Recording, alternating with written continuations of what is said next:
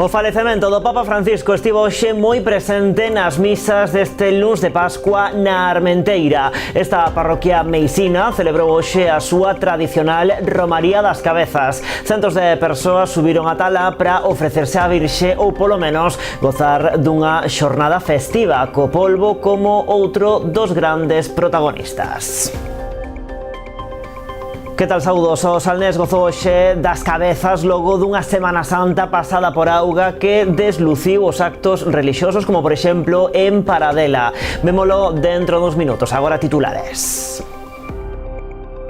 A Garda Civil investiga as circunstancias dun accidente mortal acontecido esta fin de semana en Palmeira, en Ribeira. Un home de 36 anos faleceu tras quedar atrapado baixo o seu vehículo. Foi necesaria a intervención dos bombeiros para liberar o corpo. Aí a Darousa únese ao programa do Goberno Central a Administración Preto de Ti. O subdelegado do Goberno en Pontevedra e o alcalde asinaron esta mañá o convenio que se traduce en que funcionarios estatais se desplazarán a Arousa para facilitar servizos administrativos á veciñanza. Arranca en Pontevedra a Semana Galega da Filosofía. Filosofía e nihilismo é o binomio que está a centrar dende hoxe as reflexións no marco da 41ª edición destas xornadas. Estánse a celebrar no Teatro Principal. Ata o venres ofrecerán diferentes relatorios ao redor do clima de desesperanza que marca a actualidade. O Centro Dramático Galego levará a Ribeira a obra Manuela Rey Is in the House. Trátase dunha coprodución galego-portuguesa inspirada en textos da autora. A Vila Barbanzá será a primeira das cidades galegas en acoller a función tras a súa estrea en Santiago o pasado mes de marzo. E o Pontevedra amarra o seu ascenso á Primeira Real Federación, fixo fronte ao Laredo cun resultado dun 4-2. A festa trasladouse do campo ás prazas da cidade e continuou hoxe coa xenda máis institucional. O conxunto foi recibido polos presidentes da Xunta e da Deputación de Pontevedra e polo alcalde da cidade. Pois con todo isto comezamos. Están vendo as novas do día en Canal Rías Baixas.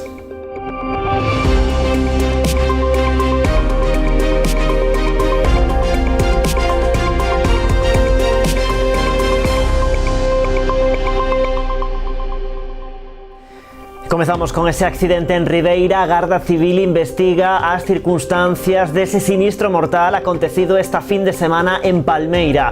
Un home de 36 anos faleceu tras quedar atrapado baixo o seu vehículo. Foi necesaria a intervención dos bombeiros para liberar o seu corpo.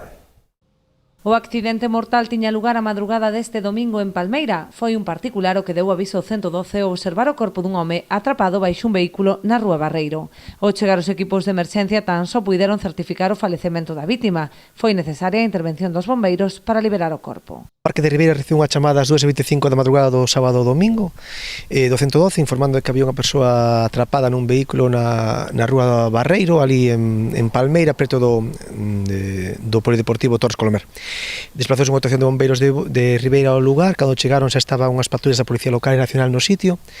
Xunto con nós, xusto detrás nosa, se chegou tamén unha ambulancia ao 061 con un médico e unha enfermeira.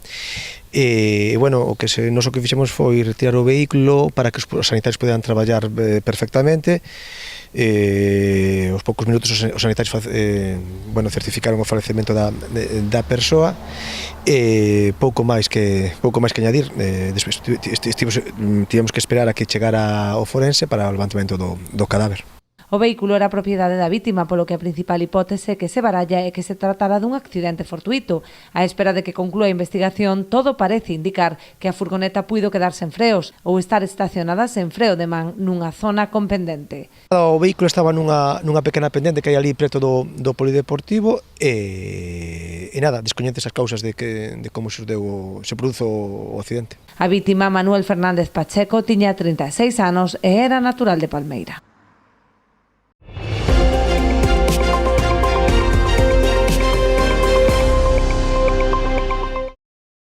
Cruce de reproches entre o Partido Socialista e o Partido Popular na Deputación de Pontevedra polo proxecto da Vía Verde das Rías Baixas. O PSOE exixiu estes días ao Goberno provincial que se poña a traballar para levar adiante esta proposta que uniría Pontevedra con Arcade. Hoxe o presidente Luís López saíu ao paso das acusacións de falta de compromiso e recordou que a pelota está no tellado do Ministerio de Transportes.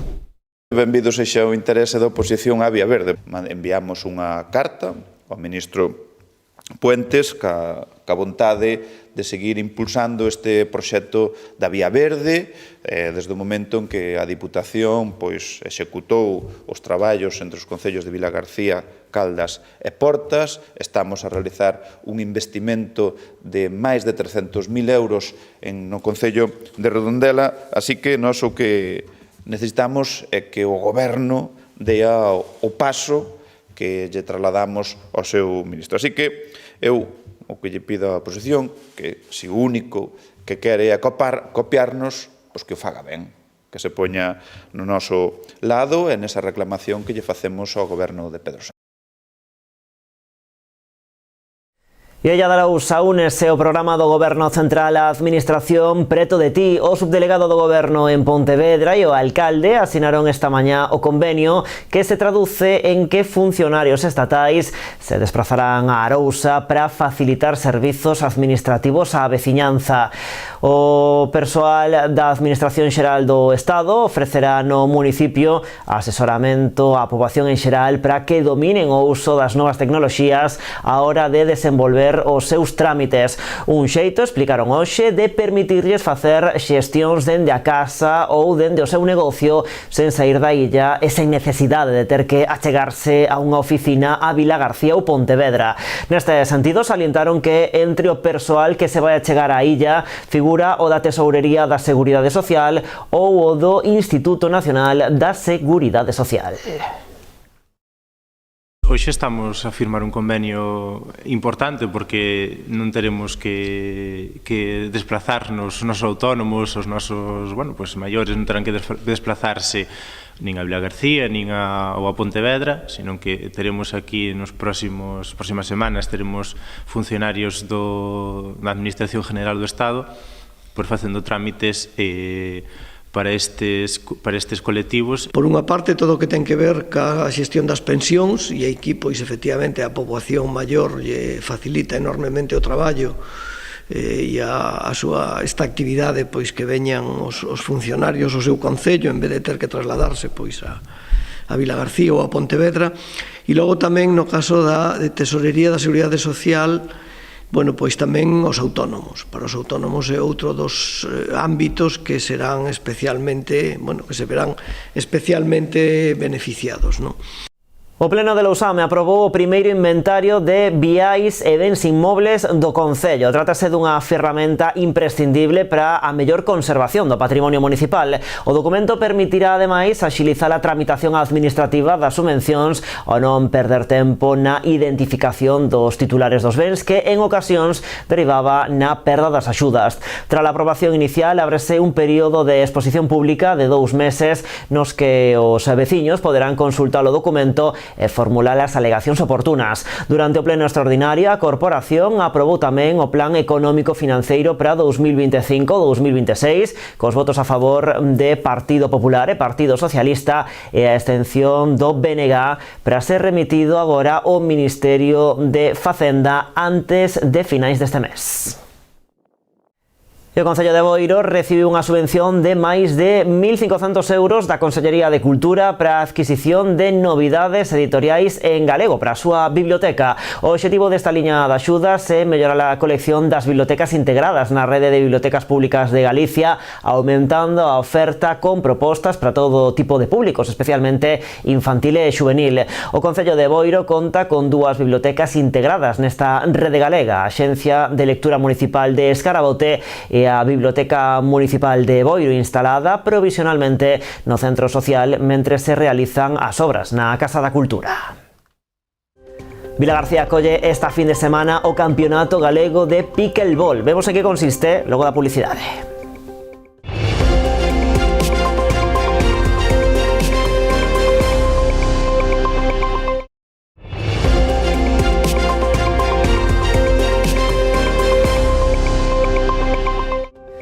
Pois aquí seguimos nas novas en Canal Rías Baixas. Filosofía e nihilismo é o binomio que está a centrar dende hoxe as reflexións no marco da 41 edición da Semana Galega de Filosofía. A cita arrancou hoxe no Teatro Principal de Pontevedra e ata o venres ofrecerá diferentes relatorios ao redor do clima de desesperanza que marca a actualidade. Durante estas xornadas, filósofos, comunicadores, antropólogos, escritores ou psiquiatras pasarán polo escenario do principal.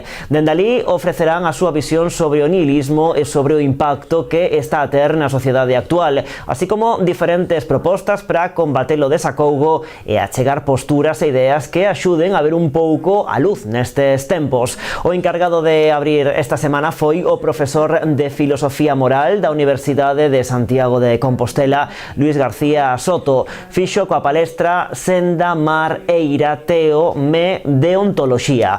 As intervencións continuarán en horario de mañá, tarde e noite. Pois a folla de ruta precisamente é buscar o sentido, as nosas vidas e un rumbo que nos marque unha guía cara onde ir neste presente de incertezas, de desacougo que nos tocou vivir e que nos sufrimos tanto a nivel individual como colectivo. Así que o propósito da Aula Castelao de Filosofía, como sempre, é intentar buscar luz, botar luz sobre esta situación e buscar alternativas que, como digo, nos axuden a sair desta situación de desacougo, de desánimo, de falta de alternativa e desesperanza a nivel político, a nivel moral, a nivel social, cultural e de outros ámbitos. O nihilismo, así nun sentido radical, non? Que significa pois que non temos ningún horizonte máis que o nada, non? O sea, a nosa existencia é finalmente nada ao final e casi nada durante o camiño. E entón, ese casi nada, esa pequena diferenza é a aposta que temos, non? Agora, dentro dese casi nada caben moitas melloras, non? E é o que, de alguma maneira, creo que moitos intentamos, non?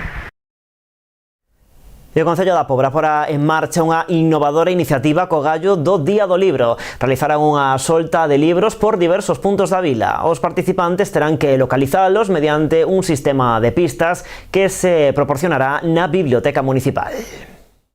O Concello da Pobra do Caramiñal celebrará o Día Internacional do Libro o próximo mércores 23 de abril ás 4 da tarde para fomentar a lectura. En colaboración coa Biblioteca Municipal realizarán unha solta de libros. Sacamos unha idea que é para facer unha solta de libros, porque, bueno, pois nos gustaba un pouco, démoslle varias voltas hasta que chegamos a esta en concreto, non? Nos gustaba un pouco deixar un pouco libros por o pobo e que a xente pois pudese compartir ou collelos ou, bueno, pois intercambialos, pero ao final decidimos facer unha solta de libros actuais, ademais, son todos libros casi novedades e bueno, vamos a ver como sae, é a primeira vez que se vai a facer isto, esperemos que o tempo nos acompañe, senón avisaremos que se cancela para outro día, porque claro, os libros van a estar agochados polo pobo. Será mediante un sistema de pistas que se darán na propia Biblioteca Municipal a partir das 4 da tarde.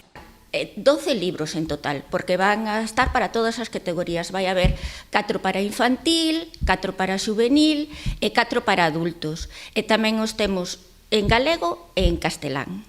Entón, eses libros van a estar agochados, como vos lo dixen, por distintos sitios do pobo. Entón, ás 4 puxemos ás 4 porque pola mañán seguramente os nenos estarán no cole, entón ás 4 teñen que vir pola biblioteca a buscar unha pista. Hai unha pista por cada libro, só unha pista, non é unha busca do tesoro. Van a ter unha pista e con esa pista van a intentar encontrar o libro. Para seguir a celebrar este día, a 7 da tarde estrearase o libro Las princesas tienen los pies apestosos de Lina Wine. E o Centro Dramático Galego levará a Ribeira a obra Manuela Rei e Sindajaos. Trátase dunha coproducción galego-portuguesa inspirada en textos desta autora. A Vila Barbanzá será a primeira das vilas galegas en acoller a función tras a súa estrea en Santiago o mes pasado. A breve traxectoria vital de Manuela Rei, finada con tan só 23 anos, deu para moito. En apenas 2 décadas pasou polo exilio, a perda da familia e a enfermidade, circunstancias que non limitaron o seu talento creativo. A historia pois é triste, unha cativa que sae con 6 anos de Mondoñedo, colle unha trupe itinerante de teatro, e vai por media, digamos, Palencia, León, grandes capitais, entra en Portugal, morrelle media familia, acaba quedando tirada en Lisboa, entra no Teatro Nacional na María II, chega a ser primeira actriz, monta o sindicato ali, pelea todo, escribe unha obra incluso para 4 mulleres cando ninguén escribía, e chega e cando lle van dar, digamos, unha pensión xa para a vida, con 23 anos morre. Entón, todo isto, que é unha vida pois dura e triste, poderíamos facer un espectáculo que sexa un funeral, e o que facemos é unha celebración desa vida, unha vida curta, pero realmente intensa. O Centro Dramático Galego aliouse con varias institucións portuguesas para levar a escena a vida e obra da actriz e dramaturga mindoniense baixo a dirección de Fran Núñez. Fran Núñez pois é o director, é dramaturgo e foi ao final o que compuxo, non, toda esta obra, que logo pois nos concretará un poquinho máis. Manuela Rei pois foi unha persoeira galega que tivo que emigrar, como moitas persoas e mulleres, a Portugal, neste caso, nunha idade pois moi temperá. Ali pois tivo certo recoñecemento, pero como moitas mulleres pois estivo silenciada. Grazas a Fran estamos recuperando a súa memoria, a súa historia e poñéndoa en valor, como estamos intentando facer con moitas outras mulleres. Tivo unha vida moi curta, de apenas 23 anos, e ainda así hai indicios de que era unha grande escritora e que compuxo incluso algunha peza, non? Entón, pois, penso que é un personaxe que temos que poñer en valor. Tras o seu paso por 3 localidades portuguesas e a estrea galega en Santiago, a función comezará a súa xira en Ribeira o mércores 30 ás 9:15 da noite. Será no auditorio e as entradas se poderán adquirir a partir do próximo luns. A música clásica volverá a ser a protagonista en Vilagarcía. Do 21 ao 28 de xuño, a vila acolle unha nova edición do Festival Internacional de Música Clásica, coñecido como Clas Clas. Este ano, como novidade, a cita inclúe un programa con formacións sinfónicas. No mes de xuño a música clásica volverá a ser a protagonista en Vilagarcía. Do 21 ao 28 a vila acolle a 8ª edición do seu Festival Internacional de Música Clásica, Clas Clas.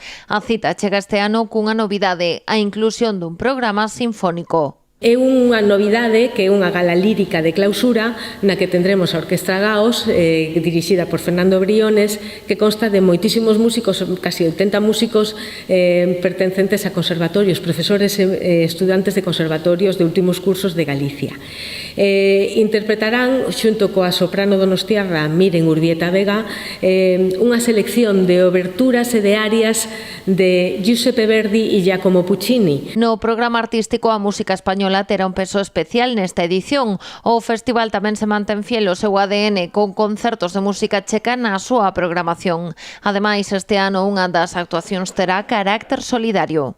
O primeiro concerto estará a cargo de Spanish Brass, que é unha agrupación Premio Nacional de Música no ano 2020 e que estará dedicada á recadación deste concerto á Sociedade Musical Artesana de Catarroja, tentando así ter un pequeño detalle e un guiño cos afectados pola Dana de Valencia. Este 2025 medrá tamén o programa Matiné, que pasa de 2 a 3 concertos e repiten o programa social e comunitario dirixido a máis de 400 persoas de diferentes asociacións, que será os días 18 e 23. E o Clas Clas a pé de rúa os días 14 e 15 de xuño a cargo de alumnos e profesores da Escola Municipal de Música e do Conservatorio. Porque non hai ningún como este Clas Clas de Vilagarcía, porque ningún festival está, senón que me corrixa Rosina, se pare pensando na educación dos alumnos e alumnas, pensando en que teñan oportunidade de pois implementar a súa formación, podendo escoitar as máximas figuras do panorama internacional. É un luxo para eles e para a nosa cidade, por suposto.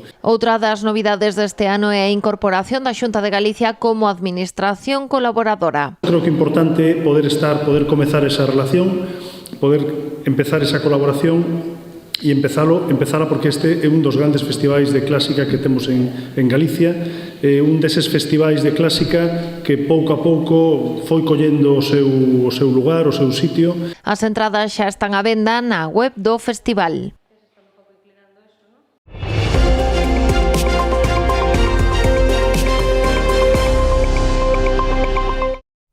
O tempo acompañou neste luns de Pascua para celebrar a Romaría das Cabezas. Centos de persoas subiron hoxe ata Armenteira, no Concello de Meis, para ofrecerse á Virxe ou polo menos gozar dunha xornada festiva co polbo como outro dos grandes protagonistas. Algúns cumpriron coa tradición de subir camiñando a unha cita que supón para moitos o inicio da tempada festeira na comarca.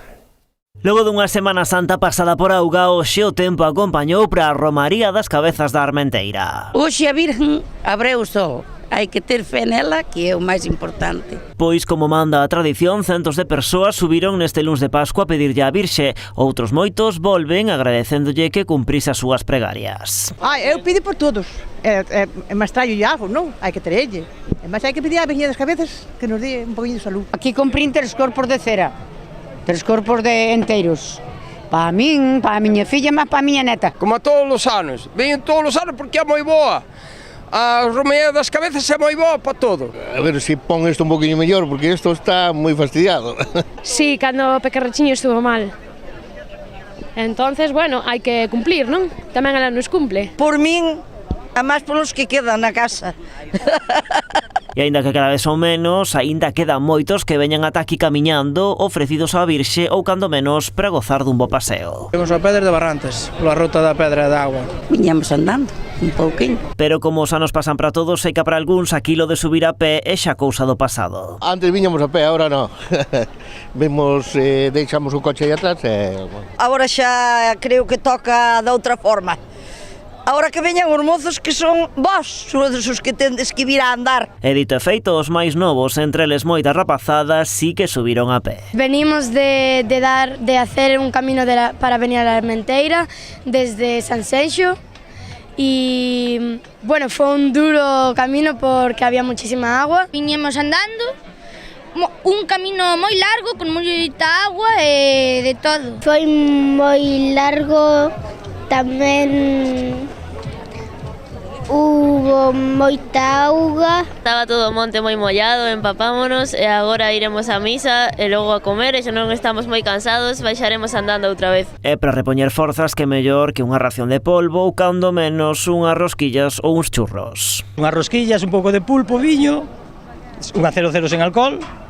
E nada, igual cun pouco de suerte escoitamos unha misa. Depois ao mellor habrá que comer o pulpo. Sí, comeremos aí arriba, que comemos todos os anos. Se come buen pulpo, se bebe moi buen vino e estoy encantada. Despois o pulpo. Principalmente que non nos para a Guardia Civil. De seguido é coller e tomar uns viniños e tomar un pouco de pulpo e ir para a casa. Como é habitual, a misa máis multitudinaria deste luns de Pascua foi a da 1 do mediodía, un oficio que arrancaba pedindo unha oración polo Papa Francisco que falecía esta pasada madrugada. E seguimos en Meis coa Semana Santa de Paradela pasada por auga. A chuvia obrigou a cancelar as dúas representacións do Venres Santo. Si se puido celebrar a última cea o Xoves Santo e tamén a escenificación do Domingo de Resurrección. Entre os veciños que lle dan vida a estas escenas queda un sabor agridoce, agardando que o ano que ven o tempo se acompañe. A chuvia foi a gran protagonista da Semana Santa de Paradela deste ano, obrigando mesmo a cancelar a metade das representacións. O Xoves Santo, a pesar do mal tempo, sí que puido seguir adiante a escenificación da última cea no adro da igrexa. A Talía chegáronse dúcias de fieis que, con paraugas en man, arrouparon a recreación das últimas horas de Xesús, unha figura, por certo, personificada de Daniel Castro, un mozo meisino que repite neste papel por segundo ano consecutivo. Foi na xornada de Venres Santo cando chegaron as malas novas a esta parroquia meisina. A organización tivo que tomar a dura decisión de cancelar as dúas escenificacións que representaban ese día. Pola mañá, a escenificación das derradeiras horas de Xesús que se suspendía confiando en que a situación mellorase. Non foi así, houbo que tamén suspender a representación do Venres á noite no Monte da Croa co desencravo e descendemento de Xesús. Unha decisión difícil e triste para a organización tendo en conta a gran implicación da veciñanza e de todo o traballo que hai detrás. Aleluya, aleluya, aleluya. A As boas novas chegaron neste domingo de Pascua cando para delas se puido celebrar a escenificación do Domingo da Resurrección. Foi nun acto no adro da igrexa ata onde se achegaron dúcias de fiéis e veciños. Nesta derradeira xornada tamén se puido celebrar a misa cantada e a procesión de resurrección. A Semana Santa en Paradela, pois, despídese cun sabor agridoce. Na parroquia, así e todo, comezaron hoxe a traballar na edición do ano que ven, agardando en que para 2026 o tempo dea unha tregua.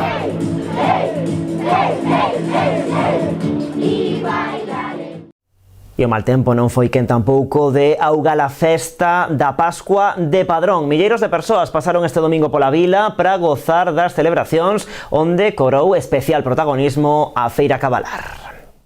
Medio cento de exemplares chegados de todas partes de Galicia participaron na Feira Cabalar celebrada este domingo en Padrón no marco das festas da Pascua. Xunto coa exposición de maquinaria agrícola, volveu ser o atractivo principal destas celebracións que atraeron ata a vila a milleiros de persoas. Desde fai varios meses estamos ca organización das festas da Pascua.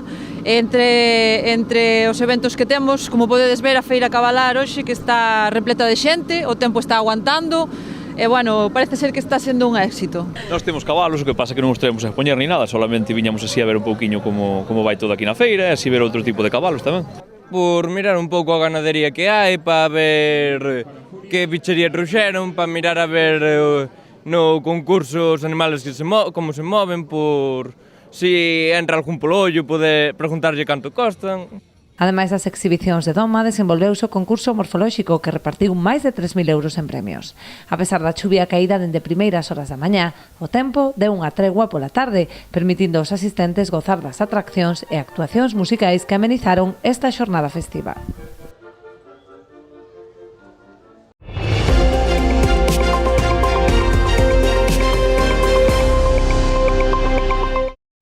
O Pontevedra amarra o seu ascenso á Primeira Real Federación, fixo fronte ao Laredo cun resultado dun 4-2 ante un Pasarón ateigado de afeccionados que non quixeron perder o regreso dos granates a esta categoría. A festa trasladouse despois do campo ás prazas da cidade e continuou hoxe coa axenda máis institucional. O conxunto foi recibido polos presidentes da Xunta e da Deputación de Pontevedra e polo alcalde da cidade. Este gol de Igor Irazu no minuto 84 selou o regreso do Pontevedra á primeira ref e desatou a tolemia en Pasarón. O marcador quedou cun 4-2 fronte ao Laredo e o campo pontevedrés converteuse nunha auténtica festa. Celebración que despois se estendeu á Praza do Teucro cun baño de masas dos xogadores por parte da afección e que rematou na Sala Cenet da cidade. Hoxe foi a quenda da parte máis institucional deste ascenso. Xa pola mañá o conxunto granate foi recibido polo presidente da Xunta de Galicia no Pazo de Raxoi en Santiago. Un acto ao que tamén asistiron o conselleiro de Deportes Diego Calvo e o secretario xeral da área, José Ramón Lete. Para mí como pontevedrés é unha honra, polo tanto, felicidades a toda a xunta directiva, ao corpo técnico, os xogadores. A próxima vez que vos reciba, que me encantaría que fora o ano que ven, por estas fechas máis ou menos, que fora para celebrar o ascenso á segunda división. Ahora hai que ir xa sempre hacia arriba. E creo que se pode facer con calma, con sentidiño e cos pés no chan, como fixeste esta temporada. A xenda levou a xogadores, directiva e corpo técnico de volta a Pontevedra. Ao mediodía foron recibidos na Deputación de Pontevedra. Vayan os parabéns polo temporadón que fixestes, de principio a final, por todos esos valores que nos transmitides e nos tratades de inculcar, e sobre todo nos máis pequenos, que son un espello para... Sodes un espello para eles. Subíamos onte ali, todos os das categorías inferiores que vos estaban mirando cunha cara de decir, oye, mira, eu algún día quero ser algún dos que estades aí. E, por suposto, parabéns polo merecido ascenso. Y muy orgullosos, ¿no?, de volver a esta casa a dar las gracias por el apoyo que se nos ha dado desde aquí siempre, porque no lo olvidemos, somos un club humilde que sin apoyos institucionales no podemos seguir trabajando. Entonces, muchísimas gracias, porque sin vosotros tampoco estaríamos aquí. Traemos a estos chicos que han hecho una pedazo temporada, a nuestro entrenador con su staff, a nuestra junta directiva. Sin todos ellos nunca habría sido posible. junto con la afición de Pontevedra, que se ha volcado, y esto es fundamental decirlo aquí y hoy. A festa granate rematou xa a última hora da tarde coa recepción na Casa Consistorial por parte do alcalde da cidade, Miguel Anxo Fernández Lores.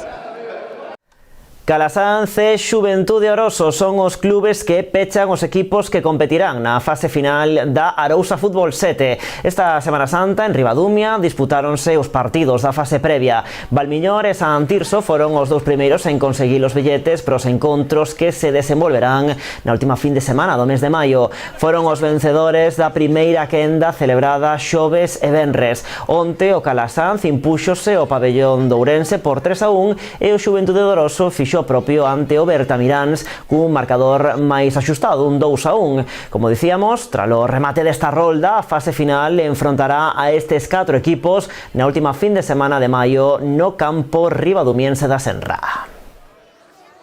E Vilagarcía acolle esta fin de semana o Campeonato Galego de Pickleball, unha disciplina que mestura elementos do tenis, o pádel e o tenis de mesa e que está moi en auxe nos Estados Unidos. A cita terá 2 escenarios, Fexdega e o Parque da Xunqueira, e as categorías absoluta, veteranos máis 50 e sub-14. Os interesados que estean federados poden inscribirse ata o día 23 na web de Ibertenis. Ademais, a Federación Galega de Tenis e o Concello organizarán o venres unha xornada aberta ao público.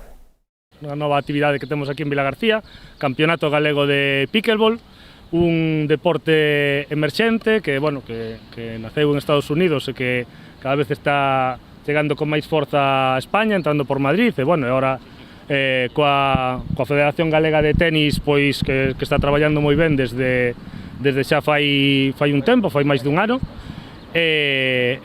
conseguimos traer aquí a Vilagarcía o Campeonato Galego, que forma parte dun circuito, o circuito Lintel. A súa integración e a súa facilidade de práctica é moi grande. Por eso estamos nesa labor de difusión para que chegue a todos os lugares. Un dos elementos no que estamos actualmente é chegando aos colexios e este deporte chegamos un pouco máis fácil co tenis porque as dimensións son 13:41, non son as dunha pista de tenis e, por tanto, é moito máis fácil a súa incorporación na práctica deportiva escolar. En eso estamos, e xa vos podo dicir que pro ano o secretario pro deporte xa anunciou que o incorporaba o deporte escolar como un deporte máis. Bueno, pois así imos rematando por hoxe neste luns de Pascua. A actualidade, xa saben, continúa en canalriasbaixas.com e tamén nas nosas redes sociais. Como sempre, graciñas por estaren aí.